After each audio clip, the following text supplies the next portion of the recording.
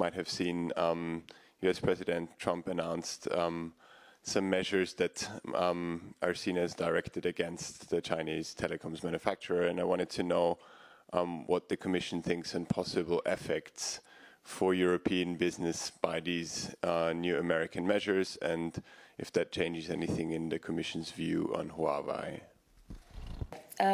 You know that the European Union has regular policy dialogues in place with the United States on cybersecurity and information security.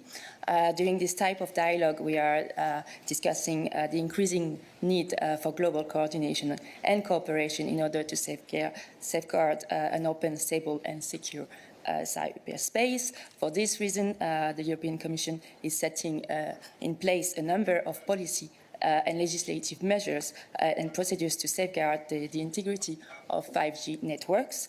And it is up to member states to evaluate and assess the risk connected to every proposal, ensuring the national but also European security. In addition to that, you're saying that it's up to each member state individually, but this could have, given that Trump has justified this executive order on national security grounds, could this spill over and become an EU-wide issue where an EU response rather than a member state by member state response is appropriate? And when the steel and aluminium tariffs were introduced, President Juncker said that the US measures were a blatant intervention to protect the US domestic industry and were not based on any national security justification. Do you think this is a similarly protectionist measure?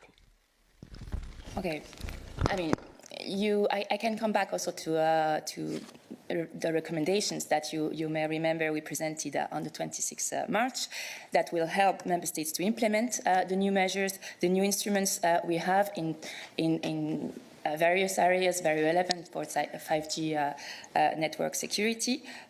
So cyber security, for instance, a wide range of legislations such as the Cyber Act, which was adopted by the EU recently, the new telecoms rules to reinforce cooperation against cyber attacks, and to enable the EU to act collectively in protecting its economy and society.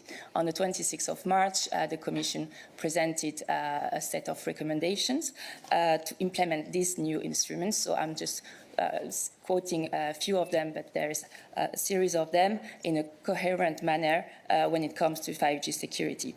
In addition to that, EU member states have the right to decide whether to exclude companies from their markets and for national security reasons, and if this company don't comply with the country's standards and legal framework. So that's where we are, and now that we have the recommendations, they are being implemented by member states.